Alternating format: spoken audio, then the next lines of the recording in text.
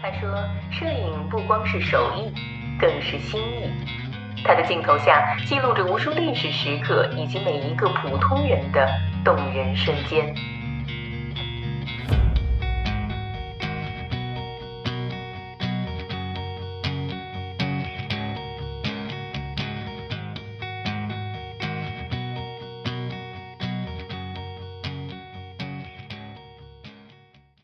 说到魔幻的轮廓光，这真是光线魔法的高级魔法了。大家都知道主光和辅助光了啊，它们的重要性不言而喻。但有朋友会问，仅靠这两种光就能拍出完美的照片吗？当然是可以的啦，但总是有那么一些场景，我们想要更多更特别的效果。这个时候啊，轮廓光或者说是叫逆光，就真诚像一个魔法师一样闪亮登场了。你知道吗？当逆光照在人物的身上，那轮廓简直就像画出来的是一样的明亮清晰，背景呢也像是被点燃，五彩斑斓。你想想是不是这样？闭上眼睛想一想，这个时候通常会在哪里会出现呢？一会儿我们能讲到。但是就像每个魔法都有它的代价一样，逆光也有一个挑战，那人物的面部细节可能会变得非常的暗淡。那这可怎么办呢？如何既能享受到逆光所带来的魔法效果，又能捕捉到人物的微观的这个微妙的情感和细节呢？别急，这就是我们今天要给大家揭秘的重点。我将带着大家深入这个光影魔法世界，去解释它的魅力，还有那些让人头疼的难点。当然我们也会分享一些实用的小技巧，帮助大家更好的运用逆光。各位朋友准备好，咱们这就出发了。现在看一个小片。轮廓光作为一种特殊的光线条件，在摄影和视频中呢都具有独特的表现力。简而言之，轮廓光是指光源位于拍摄对象的背后，直射摄像机的这个光源啊。这种的光源条件通常会产生非常强的直射效果，使得拍摄对象在明亮的背景前呈现出剪影或者是非常具有强烈的轮廓光的效果。轮廓光呢，能够凸显拍摄者的轮廓，为其勾勒出明亮的边缘。这种光线效果使得对象从背景中脱颖而出，增强了其三维感。实际上我是最喜欢的就是逆光。那么尤其是在黄昏的时候的这个逆光它被经常形容为叫情绪的质感，它可以为人物勾画出柔和的轮廓，营造出一种宁静温暖的氛围。这种光线的质感能够触动人的内心深处的情感。现在你可以看看我拍的一些片子，比如说像这一张当轮廓光照射在人物的面部，由于光线的柔和和温暖特性，它可以凸显人物微妙的情感。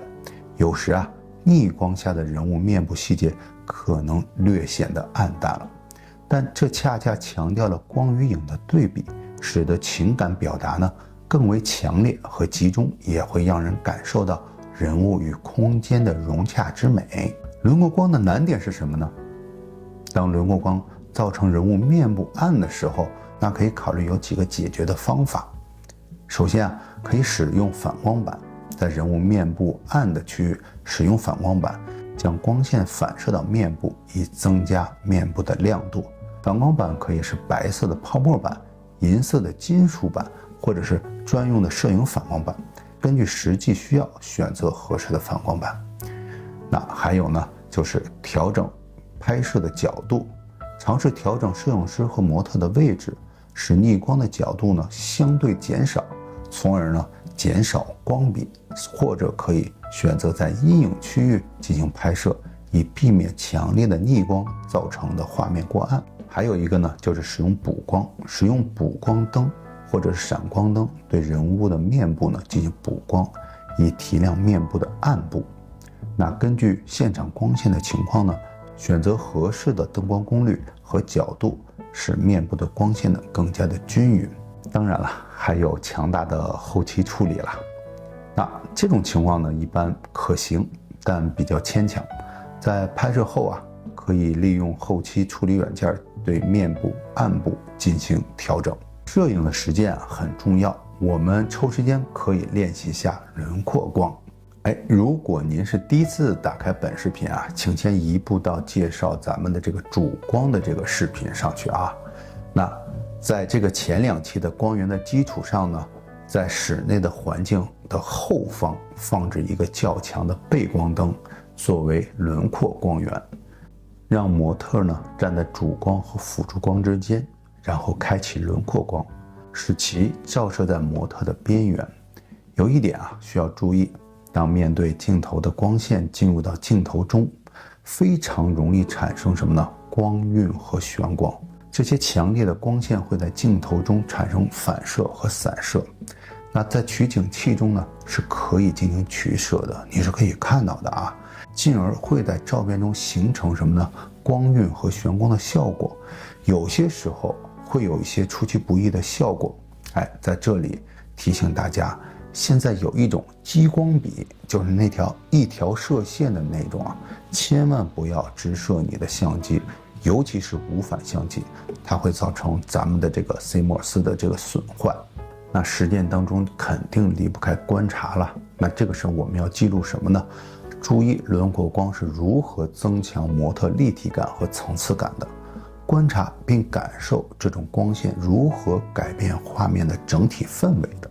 那这样呢，你就把这些变化呢给它记录下来，给它拍好照片，记录下来，这样你就有提高了。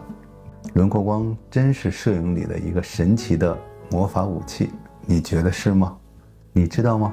在轮廓光洒在模特身上，那种明亮的外缘和背景形成的对比，简直就在说，看，我就是主角。这种感觉真的会让人沉醉的。话也说回来，也会让主光跟辅助光吃醋的，是吧？但话又说回来，逆光确实给面部细节捕捉带来了麻烦。不过别怕，咱们不是已经有了技巧可以应对它吗？大不了用个反光板把流失的光线补回来，或者调整拍摄的角度，让光线更加的柔和些，或者咱们用后期稍微的调整下对比和亮暗度，不就完了吗？对吧？没有过不去的坎儿，对不对？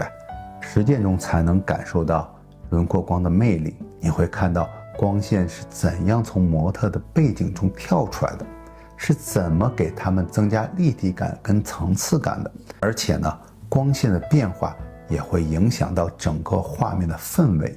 多练习，多观察，你会发现更多的光线的秘密。